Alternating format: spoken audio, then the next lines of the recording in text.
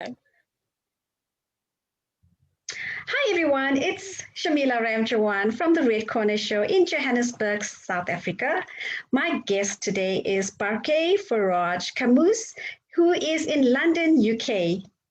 She is the leading women and girls and entrepreneurs Be Your Own Hero empowerment speaker, a coach, a mentor, and an author.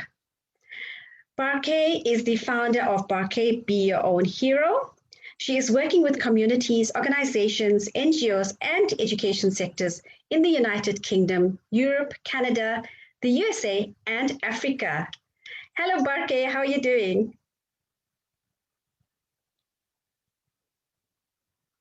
Can you hear me?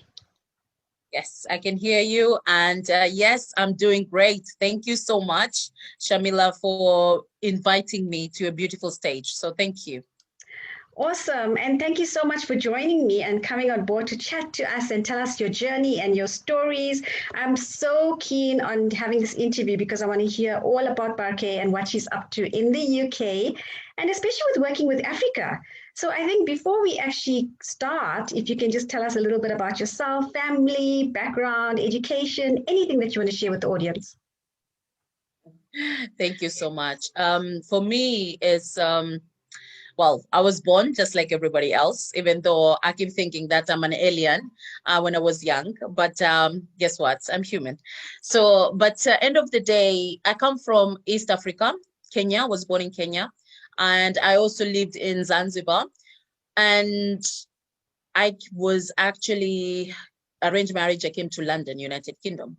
And as a mother, as a woman, as a wife, as a daughter, and as a sister, learning through experience, life challenges, and really understanding who I am as a person. I didn't finish school when it's at the beginning, but then coming to London, started working and learning through working, and then asking myself, what do I want? And I want to actually get a degree. I want to get a PhD. I want to become a doctor. So I was like, what's stopping it, you know? So I'm in the university at the moment. So I'm studying psychology and I'm excited. I love life. I'm a coach, also, you know, certified as a coach, NLP practitioner, and also as a mentor, an author. The list keep going now, because when you get to a time that you know who you are and what you want, it's like, wow, life is limitless and nothing is impossible. So thank you so much. Absolutely, I so agree with you. A truly unstoppable women. I love that. And you know, studying now, you know, I think it's so important to share that story with the audience because it's never too late to study and achieve your goals, isn't it? Never. As long as you're breathing, as long as you are able to actually get up and make a difference. And I'm talking about even if you cannot walk, even if you cannot talk, but you are able to do something and make a difference in your life and everyone else. If you want to, then do it. Make it happen. Yes, make it happen. That's how it should be. So, Barke, your experience in childhood abuse and arranged marriage, emotional abuse, and you state, you know, in your bio, living with a narcissist, faith, financial hardship, a single parent. You've had loads of challenges, you know, and you are still such an amazing woman, unstoppable, limitless. You know, we can go on and on. Take me through that journey and just share a little bit. Do you want to share that with us? I would love to. Are you ready to hear it? That's the point. So that's the question anyway. Now, I didn't choose to be born, okay? It happens, yeah? I like everybody else. Now, come to this world, I really don't remember being with my mom and dad, okay? I don't remember any of that. I only remembered living with my grandmother.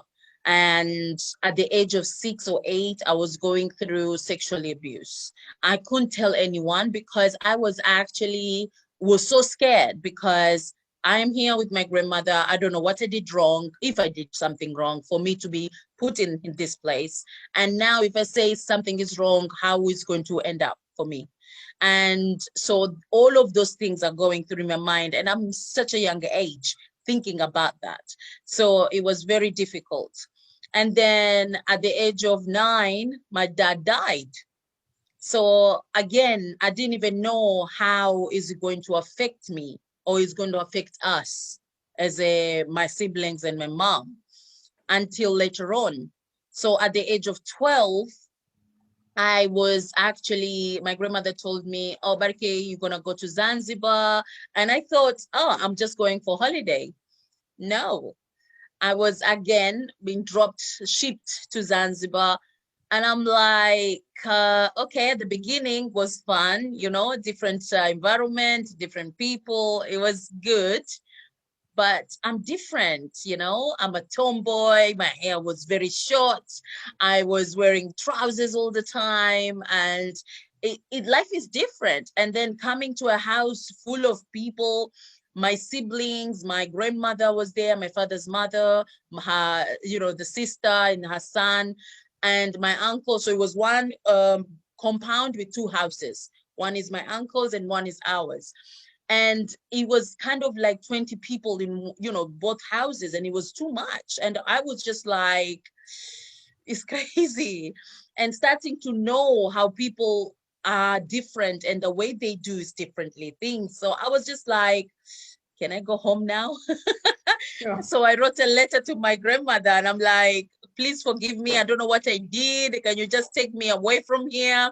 And I gave it to my uncle. I never got the answer back. And I thought to myself, okay. But then the life there, my grandmother, she had this weird behavior I couldn't understand. Every day, she will say this to us, okay, to my younger siblings. She will say, you killed your dad, and now you come here to kill me. Oh my goodness. What did she mean by that? How can you say that? Yes. Yeah, I couldn't understand that. And then another thing was that she didn't like women, especially girls, to have education. So she would try anything to tell, okay, you don't go to school, stay at home and cook and, you know, do housework. And I couldn't understand that. So I used to be very good, okay? Kenya is more intense. So the schooling is kind of like higher level than Zanzibar. So when I was in Kenya, I was coming like, you know, I'm always going to be the 10th or 8th or 9th, you know what I mean? I've never been the first one in class. But when I came to Zanzibar, oh my God, I was the first one in every time. And I was loving it. I was like, yes, you know, this is good. So they put me into a private school, you know, and I was every year, I'm the first one. I'm like, whatever is working is working. And I want to prove myself. I want to show them that I'm good at students so they can keep me in school. But hey, sometimes wish don't come true, you know? And so what happened is that my grandmother, because my uncle who lives in Saudi Arabia at the time, he used to be the one who financially, you know, help us and do everything financially. So my uncle who's in Zanzibar is the one is like a manager. So he looks after us, our food, clothing and everything else. So my grandmother, she is the queen of the house, okay? But at the same time, she's the one who's telling people not to treat women or not to treat us in a good way. So my uncle who's in the Saudi Arabia, he will always want to help us. And he will say things, she will say things that I would hear, my sister would hear, my brothers would hear, my mom would hear it. And she would be like, oh, these children are bad. Don't send them money. Don't do this. Don't do that. I'm like, oh my goodness, we're your grandchildren. Yes. Why are you saying that? So but then, did she have the money to support you? Because of my uncles, he's her son. So after my dad died, because my dad was the, you know, the breadwinner for the whole family, extended family. So my dad died, so he took over. Okay, but now that she tells him not to send money for you and the rest of your siblings, did she have the money to support you? No, but not to take us to school. Okay. So Not for schooling, not school fees. So don't worry about any of the school fees. You worry about your sister, because now my father had more girls, okay, and two boys. My his sister has seven boys. So my dad has 7 girls. His sister has seven boys and 1 girl. Okay. That's a So lot of my girls in one grandmother, house. yes. So my grandmother would say, don't support these ones because they're girls, they're going to get married and the husband will take care of them. But support the boys because the boy is going to bring the money in. So it's a good investment. Yes. You know what I mean? Okay. So that's why she was saying that. So, and then there's always this kind of misunderstanding, because when I came to London, my auntie used to say to me, why there's always a conflict between the family? And I'm like, because of your mother. And she treated us really badly. But what can you say? You can't say any of this thing. So anyway, so she will always have this. Also, another behavior is that she will make my uncle go crazy by telling him like, oh, my sister, my big sister, she didn't do this, she didn't do that. And my uncle will get rattled up and then he will go and beat her up. And for me, I couldn't understand that. So I used to, once I was underneath the bed, okay, because the chaos was happening in the living room. And then she ran to the toilet and she locked the door. Now she locked the door. My uncle tried to barge in there. He couldn't get in. So he left. Next thing, my grandmother comes along and she's like, hey, sweetie, it's okay. Just open the door. It's me. It's all right. It's okay. It's okay. It's fine now. He's gone. Just all right. Just open the door. My sister loves her grandmother.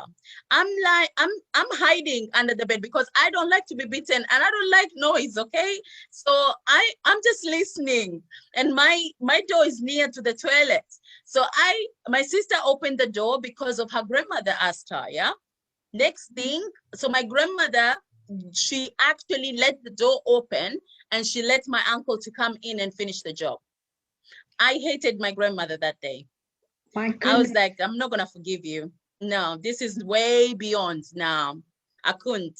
But I was so angry that I kind of project my dad in front of me. And I was so angry with him. And I was like, why would you have so many children?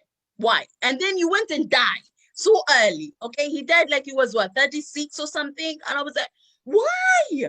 You know, I was so angry. I was like, I will never have so many children like you. I will never give my children away to anyone to look after them like you did. Never, I said to myself. And then I projected God. And I was like, God, I know I'm so young, but please take me away from this place. I can't take it. I'm so tired of this. Please, please, please, please, please. Just let me grow up so quickly. Okay, let me be a grown up so I can be able to take my mom away from this, because I couldn't understand. My mom, she didn't have education. She didn't have money or financial able to actually look after us. She didn't have a voice to actually say, please don't do this to my children. Please don't do that. She couldn't say anything because she wasn't able to look after us. So for me, I thought, you know, I want to protect my mom so much. But at the same time, until later on, I realized that I was actually resenting my mom because of how, you know, her limitation. And I couldn't understand it, you know, because she was just like a Cinderella. She will has to clean, she has to cook, she has to do the washing up and everything. And she just have to be quiet. She can't say anything. And I couldn't understand that. So at the age of 15, you know, I'm doing great at school. I was told, oh, Barke, your uncle wants to talk to you. And I thought to myself, because my uncle keep bringing the tourists, and I always, I'm the one who loves to talk about languages, okay? I love my French, English, they are my favorite language. Don't ask me about Swahili, okay? In school, Swahili, I used to fail. Arabic, oh my God, I was the last one in class. But yes, it was terrible. But if you tell me English, French, oh my goodness, I'm the first one in class. I'm like, yes, I can write in French, I can speak in English, I'm good. So he will bring the tourists and I'll be talking to them, building the rapport and building that relationship. So this time was evening. And my auntie came to me and was like, Barke, you need to go to your uncle's house. And I was like, okay. I went there with my beautiful gown. I'm ready, you know. And I'm just like, I got there and I looked at this man and I'm like, he looks black, you know, he looks like an ordinary person, like from Africa. And I was like, okay. I play along, I sat down, and then next thing I'm like, he understands Swahili. So I'm like, why am I here? And I'm looking at my uncle like, what's going on here, you know? But then he started asking me personal questions. They never asked me about personal questions. So he was like, oh, how's school? What you doing in school? What you studying? What you want to do in life? You know? And I was like, I don't like this. I'm not answering. And then he was like, oh, can I have your picture? I was like, oh, okay, this is too much. Wait. I looked at my uncle. You were just 15, right? Yeah. Okay. Carry on. So I looked at my uncle and I was like, can I go home, please? He looked at me and I was like, go on, go home. I went home. It's just the next door. And 5 minutes or 10 minutes later, I had noise. People, they were screaming. They're like, so happy. They're celebrating or something. And I'm like, what's going on? What's happening? And they say to me, he said, yes. I'm like, who said yes? And what is this? You know, and I was like, he said yes. I'm like, what do you mean he said yes? About what? And I was like, he's gonna marry you. I'm like, huh? What? Me? Yeah, I don't think you got the right person. And I was like, yes, you. I'm like, you're going to London. And I was like, I don't want to go to London. I was like, nope, I'm not going anywhere. So I thought it was a joke, okay? Few days later, my grandmother called us in her room and we had kind of a meeting. So we sat down and my mom was there, my siblings and everyone else is there. And then she asked me, she said, well, she didn't ask me. She said to me, Barke, you're getting married. And I was like, I was like, no, I'm not getting married. And I was like, no, I don't want to. And she looked at me and she said again, Barke, you're getting married. And I'm like, no, I'm not. All I remember was 2 slaps on my cheek. And I was like, I said, no. Oh, and no. I was like, and I was like, no, I don't want to get married. And then when I was like, oh, okay, there's more slap gonna come to me. I was like, okay, I'm not gonna say anything now. I'm done talking. So because it happened before with my sister when she was engaged kind of thing, and then it didn't happen, okay, because it was taking a while.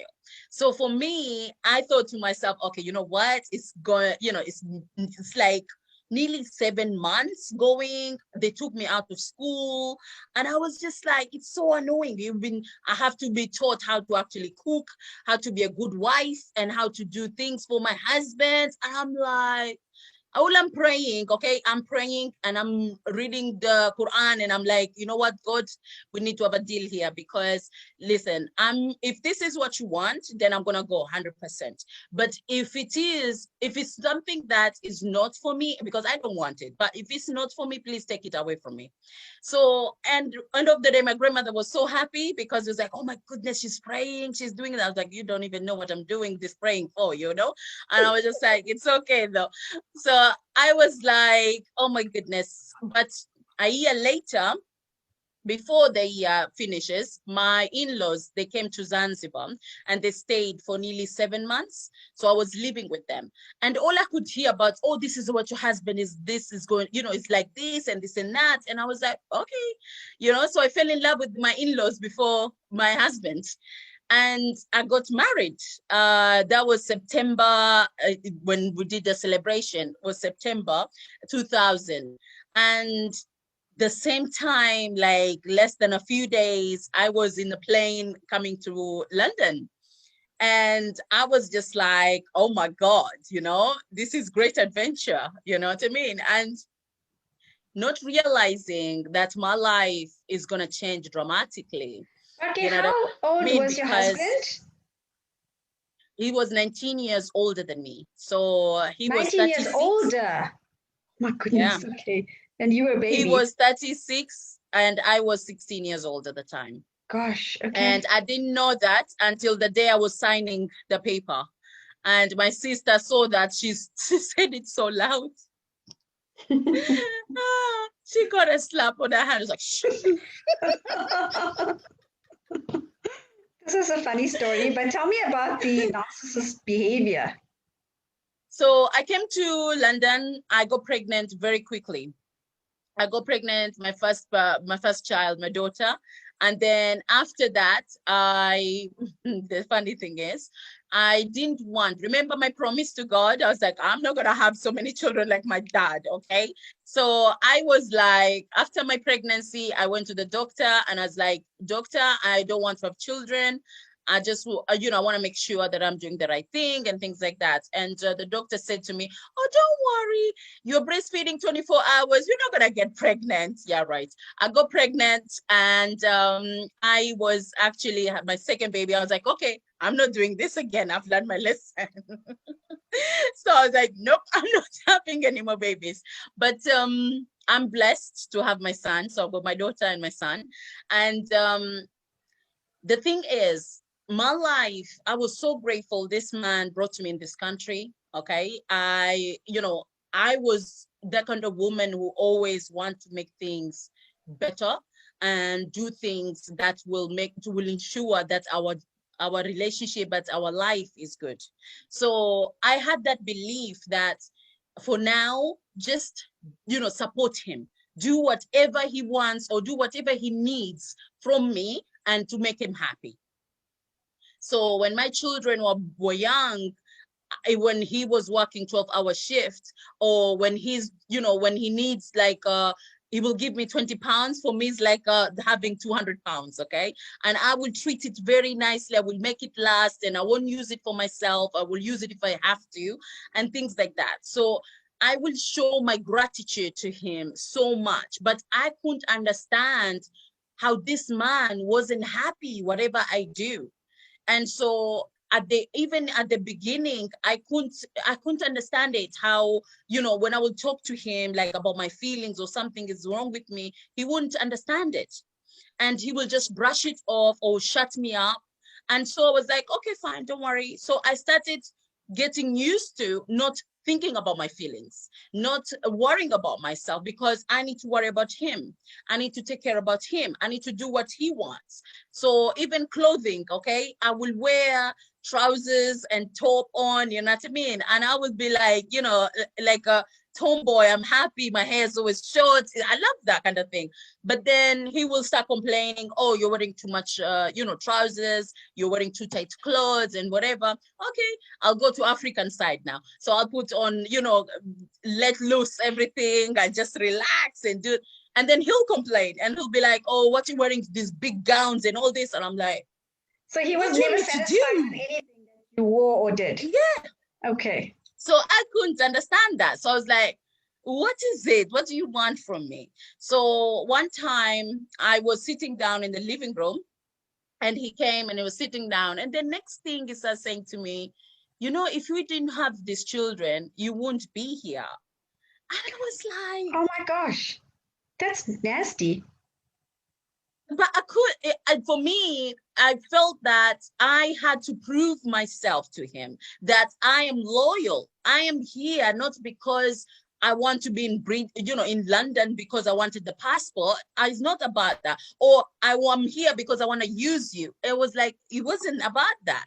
So I'm just like, what can I do? I even say to him, you are the one who's pushing me away. I'm trying, but I cannot make you happy. I don't know what to do. So I was just like, okay, what do you want me to do? So he would be like, I don't like the way you laugh with people. I don't like the way you hug people. I don't want you to have friends. I don't want you to go out. I don't want you to.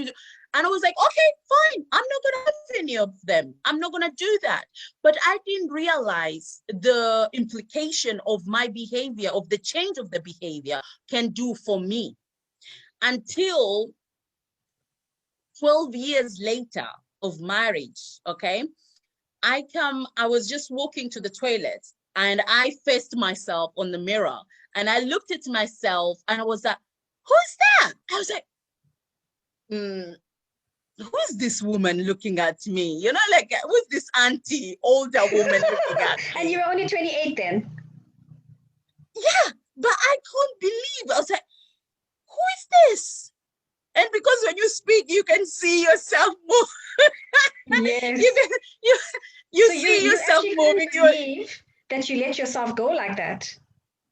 But not even go. But it's just like, I looked at this woman, and because I couldn't say it was me, I looked at this woman. This woman was sad. This woman was depressed. This woman was like a Walking Dead. I don't know if you ever heard of that series. Okay, it's called Walking Dead, and it's just full of zombies. Okay, and I felt like a zombie. I couldn't feel anything. I was just really like kind of numb. The whole body was just numb. I was just a living thing, but it wasn't living, if you can understand it. Yes. And I couldn't understand that. How can that be? What happened? Because in my brain, I'm still that 16-year-old, happy, jolly, you know what I mean? And I'm like, what happened? It's So like what did you I do then, blinked, Barke? What something. did you do? So I actually took a notepad and I started asking myself, Barke, where are you? Who are you? What is your name? I started with that. What is your name? And I was like, why my marriage is not working? What am I doing that is not making me happy? And why am I not happy? Why? So I wanted to know. But at the same time, there was this nagging feeling inside me. And that nagging feeling is that I want to be happy. I just want to be happy. But what is happiness? I was like, I don't know. I've never been happy. How does it taste like? How does it feel like? I don't know. So something inside of me asked, it just came up and I was like, I need to get away from my marriage. I need to get a divorce. I need to go. And I told him, I sat him down and I was like, this is not working. I want a divorce. And he looked at me, he thought I was joking. And I was like, I'm not joking. I went and packed all my clothes, put them in a bags, and then I left them near the door. And I was like, I'm going to look for places and I'm going to go because I'm not happy here. I don't feel like happy, but I didn't know what. I just had this feeling that I'm not happy. So what happened is that he called my family, my all men family, and he told them something is wrong with your daughter. I think she's either doing something wrong or whatever, but she just was asking for divorce. So I was summoned on the phone and I was just like, yes. And they said to me, what is happening with you? Why do you want to get a divorce? And I'm like, I'm not happy. I want to be happy. And they said to me, there's no such thing as happiness in this world. Oh, And I was like, really? what? There isn't? And I said, no, there isn't, Barke. You're married, go back to your husband. He looks after you, he cares for you, he loves you. And I was like, is that love, really? I was like, no, I don't want to go back. And they say to me, listen, young lady, are you drinking? Are you taking drugs? Are you having an affair? Is that why you want to leave your husband? And I was like, no, I'm not doing any of that. I just want to be happy. And they said to me, listen, Barke, if you're going to get a divorce, we are going to disown you. We don't want to know anything about you. We are done.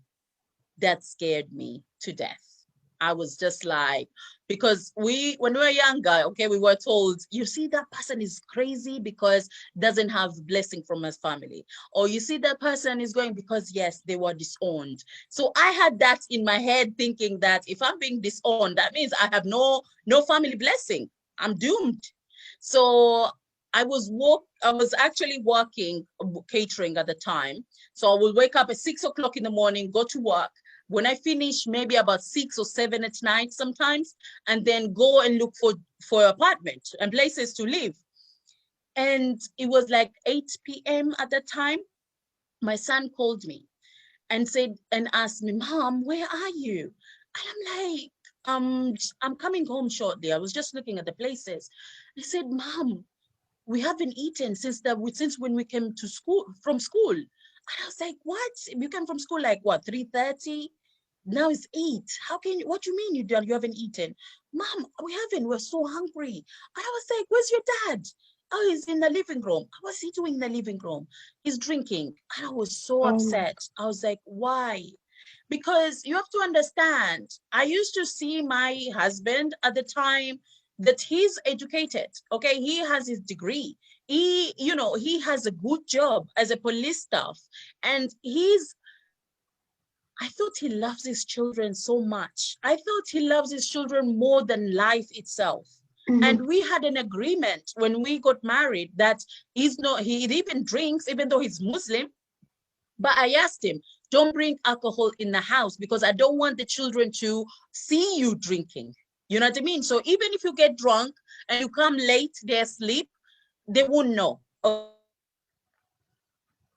Okay? I told him I don't want to get, I want to get a divorce. Everything is kind of broke.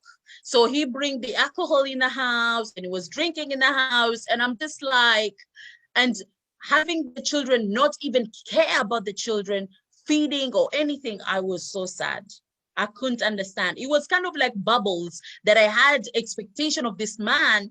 They were just blowing up, you know, they're just like, it's not real. But at the same time, I was vulnerable at the time. I wanted to punish myself. I also thought that it was okay for me to leave my children with him because he has financially aid, but also he has family support. I don't have that. And I wanted to punish myself for that. But seeing all this, and I was like, I can't do it. I can't afford the apartment, what I was looking, I couldn't afford them. And I can't bring children in those apartments. So I was just looking and I was like, I can't do it. So I went back to my husband and I said to him, let's make it work. I can't, you know, I'm not gonna go anywhere. He was happy. Next thing he says to me, okay, there's more conditions, okay? So we have to make sure you do what I want you to do, then it's fine for you to stay. I was like, okay, I'll do it. So 2 years, okay? Nothing has changed. Actually went worse. Now, he's not just doing it to me, he's doing it to his own daughter. We'll sit down in the living room, okay? And we'll be watching movie, for example. And that is like our weekend, so like a Sunday, it's our movie night kind of thing. And so all of us will be in the living room. The curtains have been drawn, so it's dark. And we're watching the scary movie or whatever movie we're going to be watching. And then he comes, storms in like really like a giant, okay? He comes and storms in and starts shouting in the middle of the living room.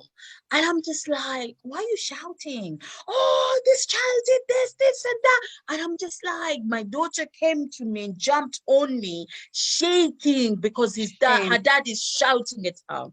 Oh my gosh, shame. And for me, I couldn't understand that. I was like, why are you doing this? And so he would just like, look, every time he sees her, he used to say to her, you're just like your mom.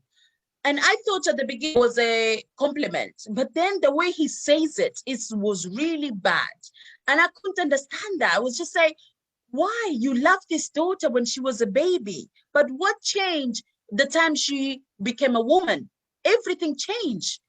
He just doesn't trust her, doesn't believe her, doesn't want to know. Like it was kind of a different, it's not even his daughter, the way he was treating her. But Barke, we're going to run out of time. I think we still have a lot to touch on. But how did you get out of that? So 2 years. I actually, one day, it was near Christmas, it was Christmas time. And my work, I was working catering at this time. So we had to get ready for Christmas lunches. And my children, my daughter wanted the school, she wanted what they call it, work experience. So I was like, oh, it's perfect. We can do this and then we can help you with your work experience and things like that. He took us there. He was so happy. He loves when he takes us. So he knows like where I'm going actually. And I was happy with that. So anyway, we finished what we were doing. We took lovely photos and everything is done. I called him and I said to him, oh, are you at home still? Because he was supposed to be going with rugby because he plays rugby every Sunday. And he was like, no, no, no, I'm at home. I was like, okay, that's fine. But the way he was talking, and with someone who's a narcissist, you know, their tone of voice. And he was very like snappy kind of way. And I was like, okay, don't worry. I'm coming back home. I will take care about the food. Okay, so don't worry. I came back home. I looked at this man. He's sitting right at the corner. You can see his demeanor. He's very like angry kind of look. And you just know there's something is up. Anyway, went to the toilet. I shushed the children, go to their bedroom, and I just want them out of the way. And I was just like, you stay in your room. I'm going to make food, and then I'll give you the food. Next thing, he knocks on the bathroom door and he says to me, I want to speak with you. And I was like, that's fine. So he called me and I went into the bedroom. Next thing he says to me, Barke, I just want you to confess. I want you to say to me that you are having an affair. And then if you do, and I will forgive you. Just tell me that you do so I can forgive you. And I was like, what you want about? You know, come on. It just came up right now. And so he was like, look, I found this when I was cleaning the living room. I found this condom. And I was like, I looked at the condom. It was pink condom. And I was just like, that condom looks so clean to be, you know, used condom. And I wasn't in a serious mode. I was actually find it very amusing. So I was just like, hey, come on, let's be realistic here. That's because you're not guilty of anything. Yes. Yeah, but I was just like, why? If I'm going to use a condom and then leaving it in there for what? And if that I've used that condom, why is it so clean? Because he put it into the sandwich bag and he was like, I've got evidence. I'm going to show people what you're doing. I've got this and I've got that. And he puts that on my head every time we argue. And I was like, you know what? I don't care because I haven't done anything wrong. So you do whatever you need to do. So I was just like, no. But then what happened is that I didn't expect what he's going to do next. So I was like, nope, I'm not going to do it. I'm not going to confess on something that I didn't do. So anyway, I got up and I walked away. He wasn't happy. He called my daughter. My daughter, she's 14 years old at this time. And he said to her, who did you bring in the house? Did you have sex in my house? How could you do this? And I was like, excuse me, hold on a second. I was like, this is your daughter. Why would she do that? And why would she bring a man in the house when I'm always here with them? How can you do that? I couldn't understand that. I was like, no, this is wrong. This is beyond. But that wasn't enough, okay? 2 weeks, from that time to 2 weeks, he was asking for sex every single day and every single night. And when I say no, he will be like a child having a tantrum. He will stand up, going up and down, screaming his head off. And because I will be worried about the children, they're sleeping, or I'll be worried the children, they're hearing this, and I don't want this. I said, okay, fine, do it. But it's not even doing it because you love or want to do it. It's because it's just like a punishment. Yes, he's abusing you, yes. I'm just like, and I was like, no, I don't like it. I don't want to do it. I'm your husband. You have to do it. And I was like, I don't want this. Anyway, I sat down in the kitchen one day and he came to the kitchen and something inside of me clicked just like that. And I was like, oh my God, all this time, I was like, he's a human being. I'm looking at this man like he's a saint or he's a God or something. He's not God. He's a human being. He makes mistakes. He has feelings and he is asking for things that I cannot give him. It was like, really, like everything clicked. Everything came clear for me that day. It was like he was in actually drowning, okay, in a pond or whatever it is, but he's drowning and I'm coming to save him, but he's pushing me down. That's the way I felt in my marriage. And I was like, I can't help him. I can't do this. And I was like, stop. I called him in the living room and I said to him, me and you are over. And this time you can call the queen or you can do whatever you need to do. I'm done. I'm not going back. I'm done. So it was a weekend at the time. On the Monday comes in, I actually took action. And I went to Citizen Advice Bureau and I asked for divorce petition. There was a beautiful, amazing lawyer who volunteered her time that day. I wish I took her name and number. And she did with me. She went through with me everything. And I had this letter to send for my petition for my divorce. This letter, it was like golden ticket, my freedom. And I walked, because I couldn't even trust the post office. I walked from one court to the other because I didn't know there's a different courts in the UK. So I had to walk and looking for the court until I found it. And I walked for 4 miles to get to the right court. And when I did it and I paid for it, and that's when the action started. I was so scared to death, but I had to do it for myself. And this is where, Be Your Own Hero was born, because no one else would come to me. No one else will save me. I had to save me. Wonderful. And did you marry after that? No. So you're single still? I haven't been married. Yeah. So your book is called What Is Your Name? And I think you went through that. You told us about that. So that's amazing. Where can one find your book? My book is on Amazon, amazon.co.uk. It's there. Just, you can even like go with the Barke Faraj or What Is Your Name? You will find it there. So the quickest way, you can just go put my name down and it will be there. But yeah, it's nice and easy, but it's on Amazon. I'm trying to actually do it whenever I go to every country, to put it into that country and trying to change the language as well. Wonderful. That's my future. Wonderful. Is it also on the Kindle version? So can one buy the ebook? Yes. Okay, so I'm definitely going to get that book because I love reading on my iPad. I think it's the most convenient, especially now with the courier services. We cannot get any shipments into South Africa. So I've been buying all my ebooks and going through them on my iPad. But I know you also do interviews with leaders on Soul Purpose Leader platform that you call, and that's hosted weekly. Is it weekly? It's all depends on the people's schedule. I do like to do weekly, but sometimes it doesn't work out like that. So yeah, because I get people from LinkedIn, I get people from collaboration, and I'm looking for people who actually want to serve the community and who help themselves. So kind of like their own heroes, and they are helping other people. And those the leaders that I'm looking for to go into my show. Okay, and your interviews, where do you conduct them? Is it on Zoom and Facebook?